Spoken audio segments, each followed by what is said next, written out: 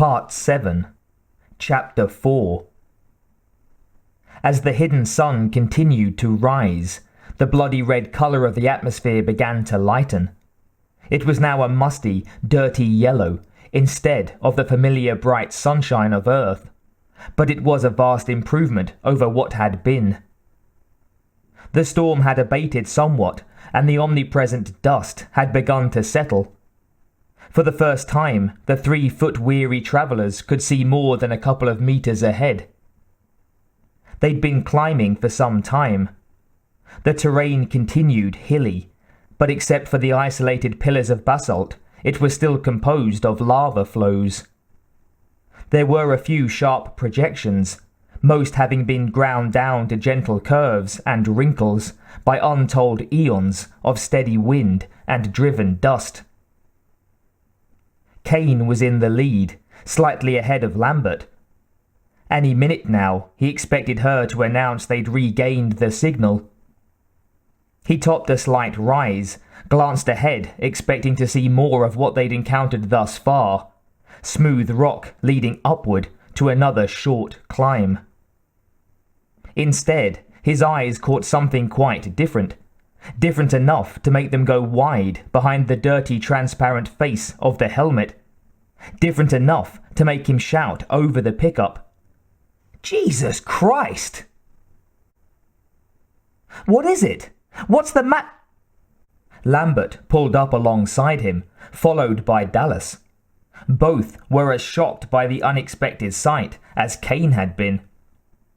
They'd assumed the distress signal was being generated by machinery of some sort, but no pictures of the transmitter source had formed in their minds. They'd been too occupied with the storm and the simple necessity of staying together. Confronted now with a real source, one considerably more impressive than any of them had dared consider, their scientific detachment had temporarily vanished. It was a ship. Relatively intact it was, and more alien than any of them had imagined possible. Dallas would not have labelled it gruesome, but it was disturbing in a way that hard technology should not have been.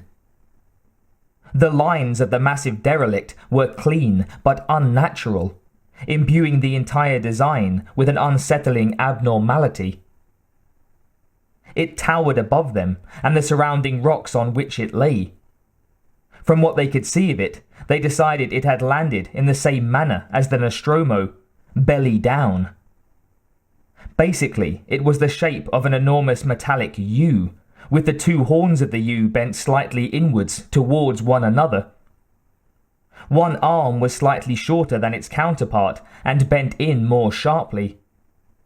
Whether this was due to damage or some alien conception of what constituted pleasing symmetry, they had no way of knowing.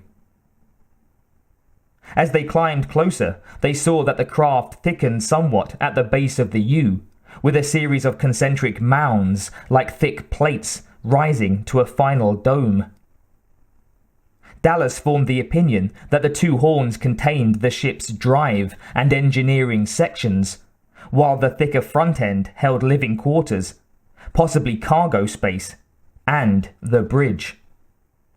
For all they knew, he might have everything exactly reversed. The vessel lay supine, displaying no indication of life or activity. This near, the regained transmission was deafening, and all three hastened to lower the volume in their helmets. Whatever metal the hull was composed of, it glistened in the increasing light in an oddly vitreous way that hinted at no alloy ever formed by the hand of man. Dallas couldn't even be sure it was metal. First inspection revealed nothing like a weld, a joint, a seal, or any other recognizable method of conjoining separate plates or sections. The alien ship conveyed the impression of having been grown rather than manufactured. That was bizarre, of course. Regardless of the method of construction, the important thing was that it was undeniably a ship. So startled were they by the unexpected sight that none of them gave a thought to what the seemingly intact derelict might be worth in the form of bonuses or salvage. All three were shouting at the same time into their helmet pickups. "Some kind of ship, all right!"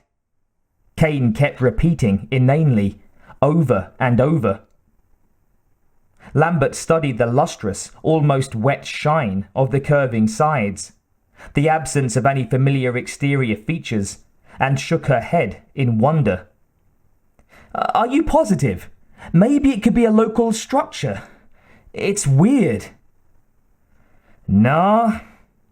Kane's attention was on the twin, curving horns that formed the rear of the vessel. "It's not fixed. Even allowing for alien architectural concepts, it's clear enough that this isn't intended to be part of the landscape. It's a ship, for sure." "Ash, can you see this?" Dallas remembered that the science officer could see clearly via their respective suit video pickups, had probably noticed the wreck the moment Kane had topped the rise and given his shocked cry. "Yeah, I can see it." Not clear, but enough to agree with Kane that it's a ship. Ash's voice sounded excited in their helmets. At least, it was as excited as the science officer ever sounded. "Never seen anything like it. Hang on a minute." They waited while Ash studied readouts, ran a couple of rapid queries through the ship's brain. "Neither has Mother," he reported. "It's a completely unknown type, doesn't correlate with anything we've ever encountered before. Is it as big as it looks from here?" "Bigger," Dallas told him. "Massive construction. No small details visible as yet. If it's constructed to the same scale as our ships, the builders must have been a damn sight bigger than us." Lambert let out a nervous giggle. "We'll find out, if there are any of them left on board to give us a welcome." "We're close and in line," Dallas said to Ash, ignoring the navigator's comment. "You ought to be receiving a much clearer signal from us. What about the distress call? Any shift? We're too close to tell." "No. Whatever's producing the transmission is inside that. I'm sure of it. Got to be. If it were farther out, we'd never have picked it up through that mass of metal." "If it is metal." Dallas continued to examine the alien hull. "Almost looks like plastic." "Or bone," a thoughtful Kane suggested. "Assuming the transmission is coming from inside, what do we do now?" Lambert wondered. The exec started forward. "I'll go in and have a look, let you know." "Hold on, Kane. Don't be so damned adventurous. One of these days, it's going to get you into trouble." "I'll settle for getting inside. Look, we've got to do something. We can't just stand around out here and wait for revelations to magically appear in the air above the ship."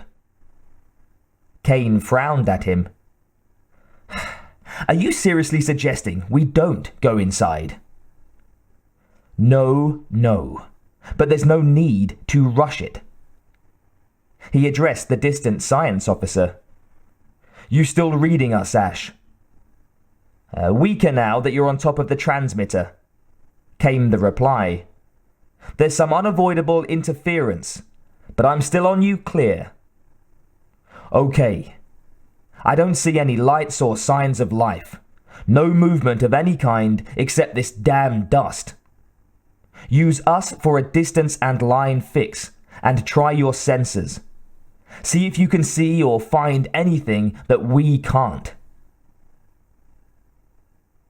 There was a pause while Ash hastened to comply with the order. They continued to marvel at the elegantly distorted lines of the enormous vessel. "I've tried everything," the science officer finally reported. "We're not equipped for this kind of thing. The Nostromo's a commercial tug, not an exploration craft. I'd need a lot of expensive stuff that we just don't carry to get a proper reading. So, what can you tell me? Nothing from here, sir. I can't get any results at all. It's putting out so much power, I can't get any acceptable reading whatsoever. We just don't carry the right instrumentation. Dallas tried to conceal his disappointment from the others. I understand. It's not crucial anyway, but keep trying. Let me know the minute you do find anything at all, especially any indication of movement. Don't go into details. We'll handle any analysis at this end. Check. Watch yourselves. What now, Captain? Dallas's gaze traveled the length of the huge ship, returned to discover Kane and Lambert watching him. The exec was right, of course. To know that this was the source of the signal was not sufficient. They had to trace it to the generator, try to discover the cause behind the signal and the presence of this ship on this tiny world. To have come this far and not explore the aliens' innards was unthinkable. Curiosity, after all, was what had driven mankind out from his isolated, unimportant world and across the gulf between the stars. It had also, he thoughtfully reminded himself, killed the figurative cat. He came to a decision, the only logical one. It looks pretty dead from out here. We'll approach the base first, then, if nothing shows itself... Lambert eyed him. Yeah? Then... we'll see. They started towards the hull, the superfluous finder dangling from Lambert's belt. At this point, Dallas was saying as they neared the overhanging curve of the hull, there's only one thing I can... Back aboard the Nostromo, Ash followed every word carefully. Without warning, Dallas's voice faded. It came back strong once more before disappearing completely. Simultaneously, Ash lost visual contact. Dallas! Frantically, he jabbed buttons on the console, threw switches, demanded better resolution from the already overstrained pickups. Dallas, do you read me? I've lost you. Repeat, I've lost you. Only the constant thermonuclear hiss of the local sun sounded plaintively over the multitude of speakers. Up next to the hull, the colossal scale of the alien vessel was more evident than ever. It curved above them, rising into the dust-heavy air and looking more solid than the broken rock it rested upon. Still no sign of life. Dallas murmured half to himself as he surveyed the hull. No lights, no movement. He gestured towards the imagined bow of the ship. And no way in. Let's try up that way. As they strode carefully over shattered boulders and loose, shaly rock, Dallas was aware of how small the alien ship made him feel. Not small physically, though the bulging, overbearing arc of the hull dwarfed the three humans, but insignificantly tiny on the cosmic scale. Humanity still knew very little of the universe, had explored a fraction of one corner. It was exciting and intellectually gratifying to speculate on what might lie waiting in the black gulfs when one was behind the business end of a telescope. Quite another to do so, isolated on an unpleasant little speck of a world such as this, confronted by a ship of non-human manufacture that uncomfortably resembled a growth instead of a familiar device for manipulating and overcoming the neat laws of physics. That, he admitted to himself, was what troubled him most about the derelict.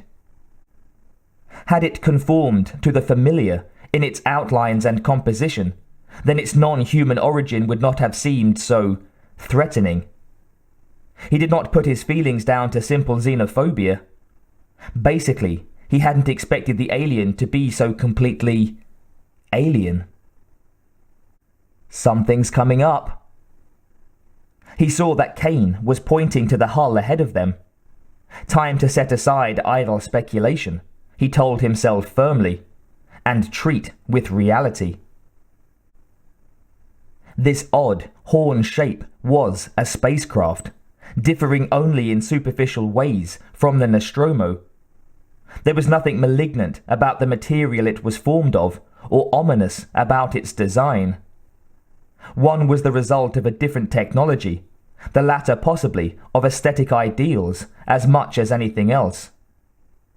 When viewed in that manner, the ship assumed a kind of exotic beauty. No doubt Ash was already raving over the vessel's unique design, wishing he were here among them. Dallas noticed Lambert's unvaried expression, and knew that there was at least one member of the crew who'd trade places with the science officer without hesitation.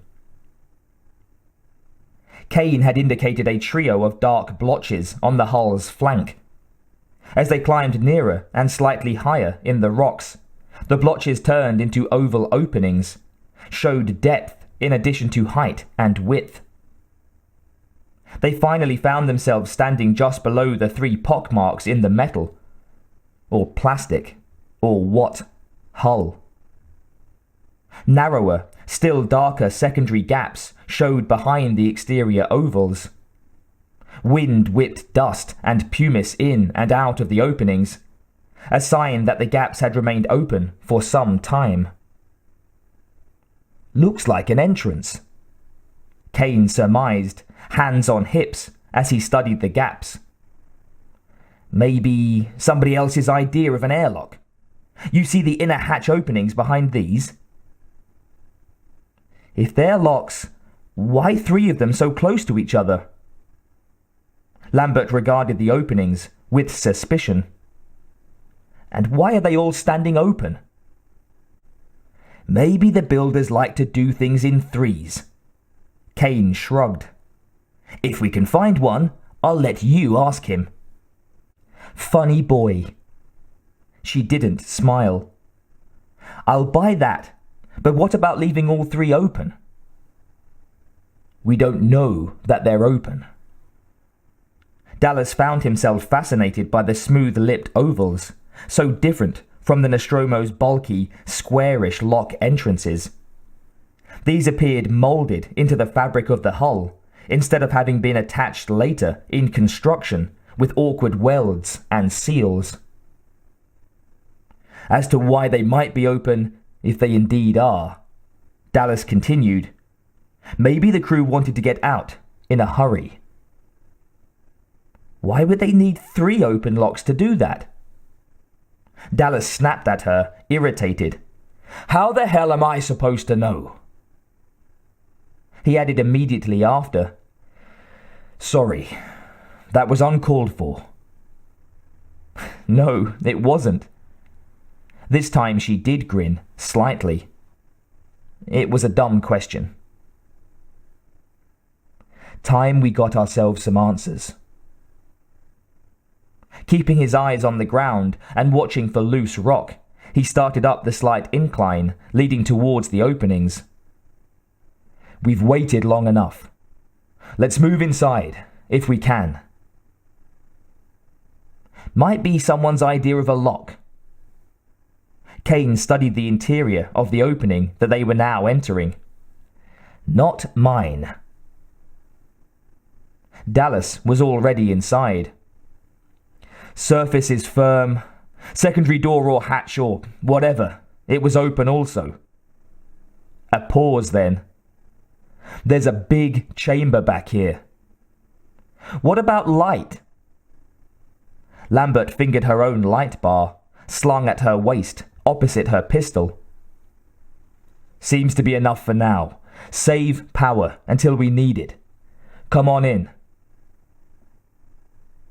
Kane and Lambert followed him through, down a short corridor. They emerged into a high-ceilinged room.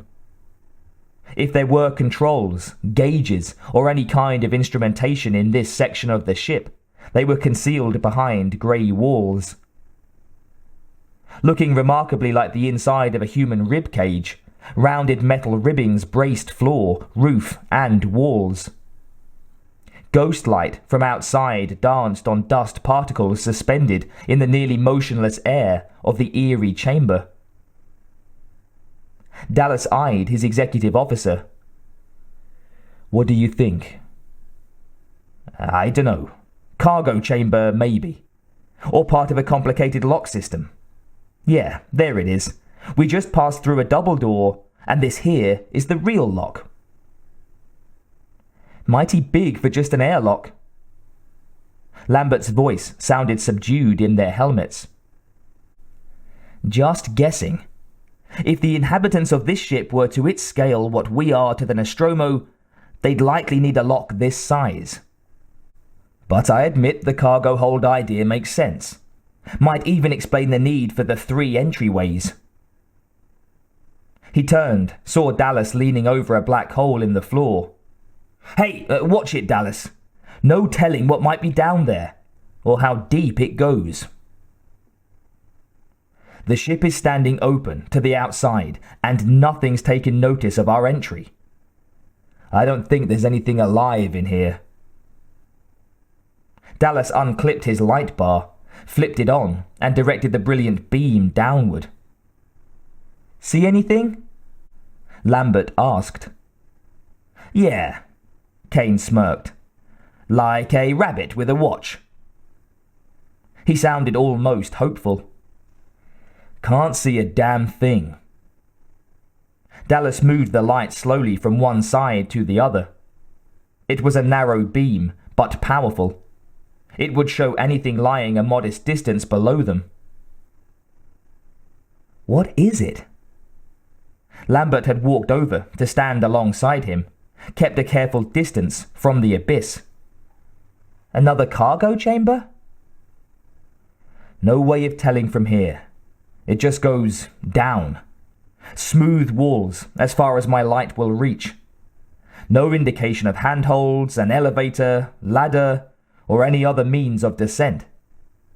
I can't see the bottom. Light won't reach. Must be an access shaft of some kind." He turned off his light, moved a meter away from the hole, and began unclipping gear from his belt and backpack. He laid it out on the floor, rose, and glanced around the dimly illuminated, grey chamber. "Whatever's downstairs will wait. We'll have a look around here first. I want to make sure there aren't any surprises. We might even find an easier way down." He flicked his light on once more, played it over nearby walls.